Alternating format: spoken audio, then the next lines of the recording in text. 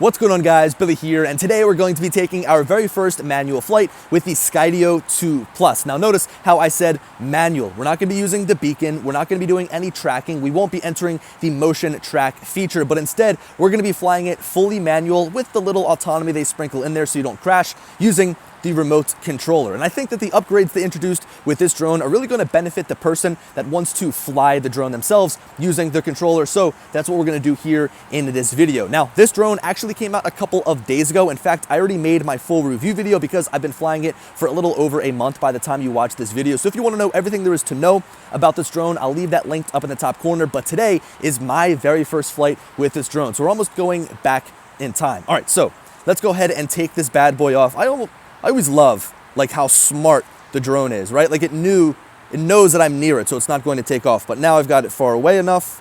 Oh, come on. Come on. There we are. Take her off. Nice and slow. Alrighty, awesome. So yes, Skydio 2 Plus. Brand new drone with new antennas. Just want to get a little bit of a feel for it here. Oops, pitching the gimbal way far up. Got to get used to it. Now here's the one thing that has major gripe right off the bat, the controller. Not a big fan. But let's go ahead and zip down the trains here. So two massive changes introduced here with the Skydio 2 Plus. Antennas and a new receiver inside of the drone, so a new radio, 5 gigahertz radio, and also a brand new battery, so we get longer flight time. So more range, longer flight time. If you can add those things to a drone, sign me up. Now, one thing that I'm kind of interested to see is, like, you know, while the range is definitely important, how far you can fly the drone, how is the transmission signal going to be at close range? I can say right now it seems a little bit pixelated, but it's definitely strong. We are about 1,100 feet away. So those antennas are going to give you a far better signal with the drone. And it's also going to give you a much clearer feed. So let's go ahead and fly it back down towards us here. Doing 35 miles an hour. I really do like how the drone feels. I haven't flown a Skydio 2 in a couple of months. And I've got to say that the overall feeling of the drone feels good. Of course, it has the high level of autonomy, so let's see. We'll go ahead and try to run it directly into the building here and see what it'll do. Now, the Skydio 2 Plus, the two changes are the battery and the antennas. There's no change to the navigational cameras, like the 6 cameras that see all around. Those aren't being changed. All right, we're gonna fly full tilt right into the wall. Let's see what it does. Comes to a nice slow stop. It wants to try and do something. It's just gonna come to a stop. I'm not high enough for it to say let's go up, so we'll fly straight up. Woo, there it is. It does feel really good and really responsive. I do have my flight controls turned all the way up. So let's go ahead and bomb all the way down the river. So yeah, in terms of the drone itself, camera is the same, obstacle avoidance is the same. We do have a brand new software feature called Keyframe. And something I really enjoy that Skydio is doing is giving a lot of the upgrades that they've come out with to previous Skydio 2 owners. So with that new Keyframe feature, which I'm gonna make a tutorial on, we're not really gonna go over it here in this video because it's our first manual flight. With that Keyframe feature, you've got that available on the older Skydio 2, which is great. And also, the batteries, the new batteries, you can use them in that original Skydio 2 if you wanted to get longer flight time, which is great. I mean, we've been zipping around already and we've got 88%, which seems to be pretty good.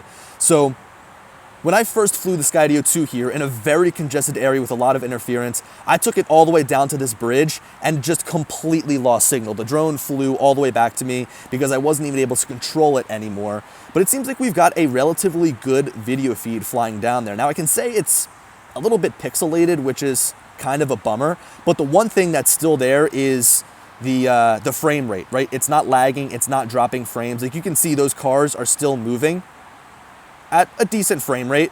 Like this is usable. This is something where I could say, yeah, I'd be able to film a video with this.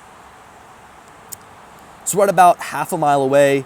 Transmission is still holding up really well. In fact, I wonder if we turned on narrowband, if things would get a little bit clearer or a little bit smoother.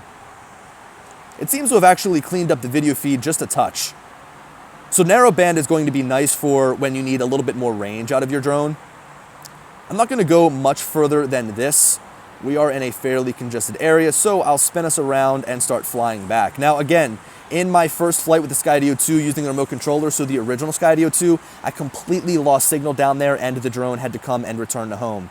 If you know me, you know that I'm a huge stickler on transmission systems because when you're flying the drone, it's the one thing that's going to allow you to get the perfect shot, right? Because if you have a crappy transmission system that isn't going to allow you to see where the drone is and see what you're shooting, it's really not worth even flying. And that's why, from a manual perspective, flying the Skydio 2, I kind of wrote it off because it was a little bit annoying to shoot with, but now that they've gone and they've improved that transmission system, it's gonna make me want to fly this drone a little bit more. So let's come and swoop down here. I'm noticing a nice, strong transmission system. I wish it was like a touch clearer, but I do notice now that as we're getting closer, the signal clears up, so that's nice. The next thing to do, as always in these first flight videos, is to fly up the river. Okay, so we were actually flying down river. We now want to fly up river to reveal Manayunk. Nice and responsive. I think the one thing that I have to do is kind of tune the gimbal so that's a little bit, it's not as fast. It's also such a crappy day out today. Really, the weather here in Philly has been pretty awful for the past 2 weeks. So yeah, I've got to say the transmission feels nice. We've got that new radio inside. We've got the antennas that are, of course, beaming that signal back to us. From what I've been told, it's not going to interfere with the cameras whatsoever, the 6 navigational cameras. We are starting to chop a little bit here, but the drone is behind us. So let's spin her around. Ooh, signal weak. Come back to me. We've got the drone behind our back here, so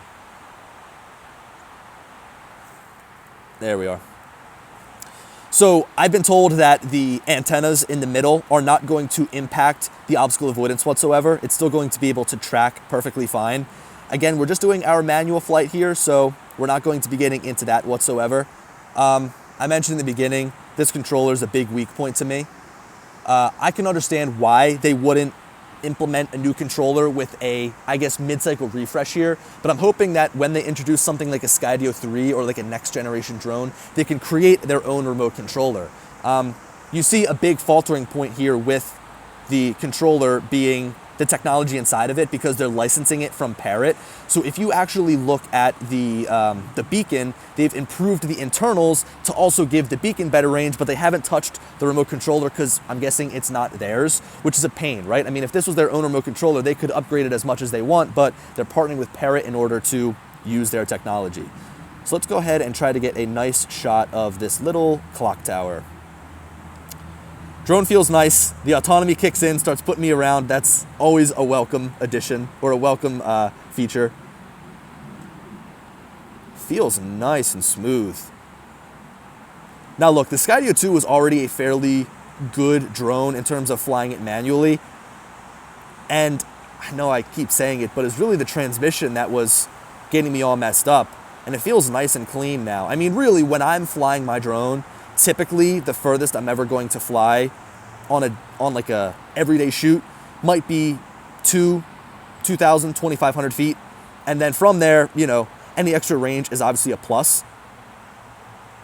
But being able to get a nice strong signal out to 2,000 feet means that I can rely on this drone more. So let's go ahead and try to fly directly into the building again.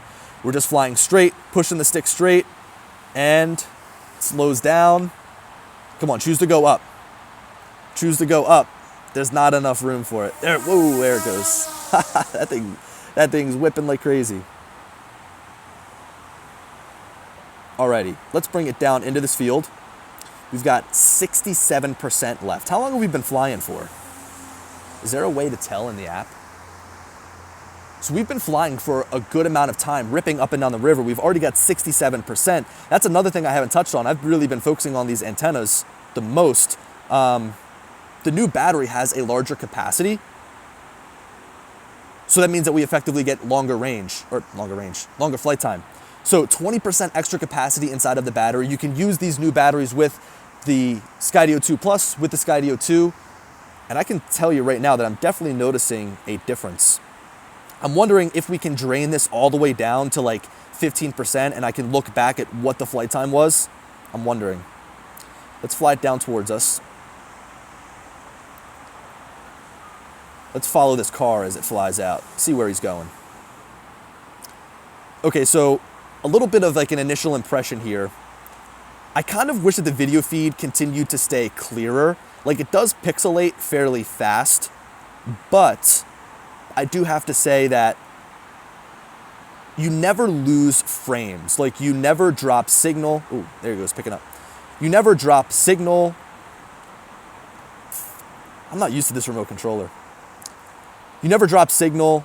You know, the video feed is always relatively clean in terms of the frame rate, so it's easy to film with. As I'm just totally botching the shot now. I don't even know what I'm trying to do. Let's shoot her up, bring her down the train tracks.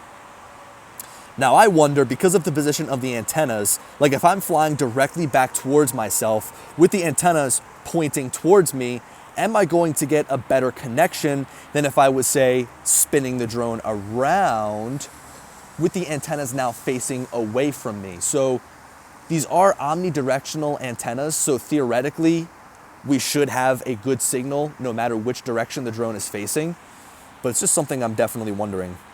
We'll go ahead and take another trip down to this bridge.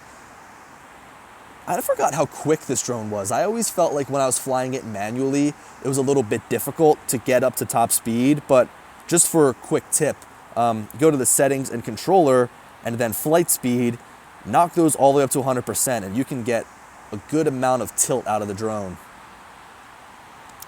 So yeah, I mean, look, the bulk of the work that I do is like real estate and construction, photography and videography with the drone. And when I'm at a house shooting photographs, aerial video, there's not much of a time that I'm gonna be flying more than 1,800 feet away. And this video feed is really strong. I mean, the signal is really strong. The video feed is nice and clean. Frame rate is still there in terms of what's it called? In terms of the video feed, like nice and clean. And also, there's no latency. It feels like as soon as I give the controller input, it sends it to the drone. Very little latency, which is good.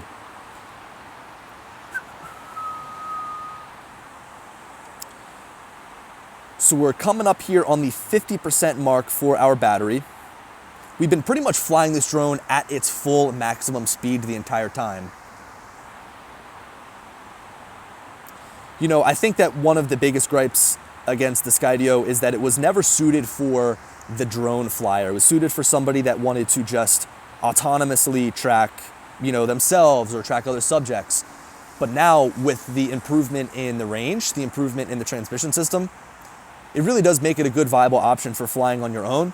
And the battery life, of course, is a plus no matter what you do with the drone, right? Let's go ahead and take her a little bit lower. There's some wires. I don't know if you guys remember, this was where I did my very first tracking flight with the drone. I rode it right over this bridge, and it did a good job. It's so funny because, like, oh, there's some people down there. I'm gonna move out of the way so I don't hit them. Ooh, signal weak. It's so funny because, like, you have this experience when you fly like a Skydio drone where like you're kind of like, oh, I'm just gonna fly to this general direction and I know that it's not gonna crash.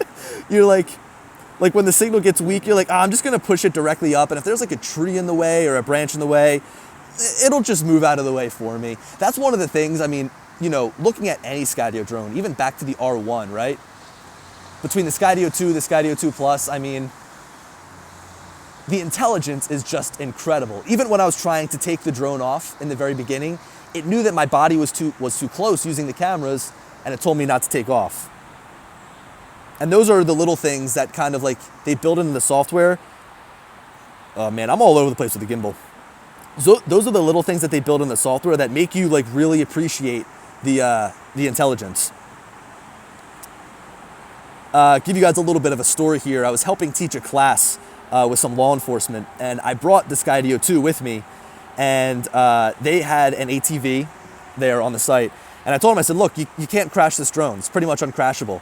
And you know, they kind of didn't believe me, but I put the beacon inside of the ATV.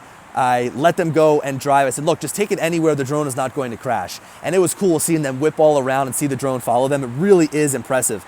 And I'm looking forward to do my first autonomous flight with the drone. Even though the autonomy really hasn't changed in the drone, right? I mean, it still has the same software on board. It still has the same 6 cameras that are going to avoid and detect obstacles. I'm really interested to see how the range holds up with like the beacon and connecting directly to my phone.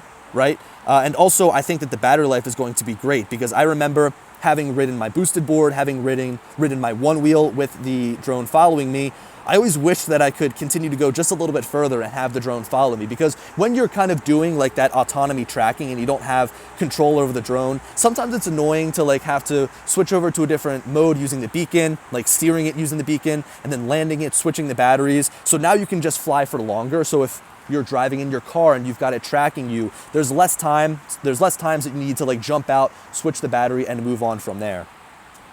So yeah, look, I'm super impressed with the range. Could it be better? Yeah. But I think it's a massive improvement over what came from the Skydio 2. And like, if you look at this, this is definitely like a mid-cycle refresh in terms of like a drone.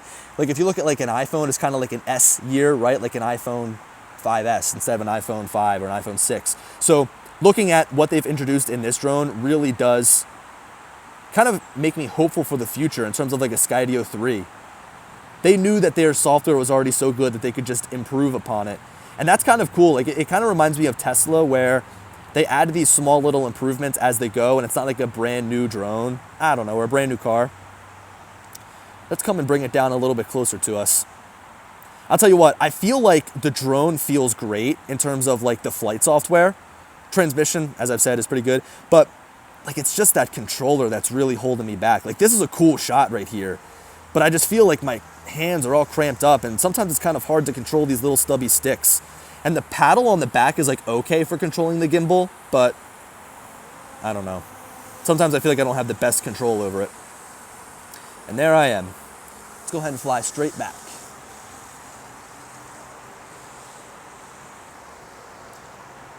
So like as we burn the rest of this battery down, I'm gonna try to get it to like 20 or 15%. Man, that thing zips up super fast. My overall thought process, I mean, we already know a lot about this drone, the Skydio 2 Plus, just because, you know, it's very similar to the Skydio 2, same design, same camera, same navigational cameras, same controller. So we already know a lot about this drone. But my final verdict is that they've definitely made good improvements to it in order to make it overall better, right? In regards to the transmission, that being the biggest thing, but also in terms of the battery life. I mean, I'm almost at the point where I'm like, I just want to land this thing early because we've already been flying for so long, which is never a bad thing, right? But I think the cool thing is Skydio is introducing these upgrades to previous owners, even with keyframe, which we aren't talking about in this video, this brand new like waypoints-esque software feature. It's going to be available with older Skydio 2 drones, which is great because people who have already bought the drone don't feel like they're missing out. And sure, you've got to go out and buy the new batteries, but it's not like you need to trash your old batteries. So you can go with your old drone, pick up 2 of the brand new batteries with a larger capacity and just add them to your rotation and use them for the times where you need longer range flights. It's not like those older batteries are any less powerful. So look, we're at about 26%. Let's just bring it in now. We've seen what we needed to see with this drone. Pitch the gimbal down. Look at that. Shows where it's going to land using augmented reality. Isn't that great? See, it's little things like that that just make the Skydio such a unique experience. Whether it's Skydio 2, Skydio 2 Plus. So my first impressions, I pretty much already gave them to you. In terms of my first manual flight, is that it feels good. It feels better. I'm really interested to check this out in terms of its autonomy, even though it hasn't changed. I really want to see how the new beacon, the new hardware inside of the beacon is going to improve that autonomous flight. And yeah, hope you guys enjoyed. Let me know your thoughts on the S2 Plus, Skydio 2 Plus down below. And as always, I'll talk to you later. Peace.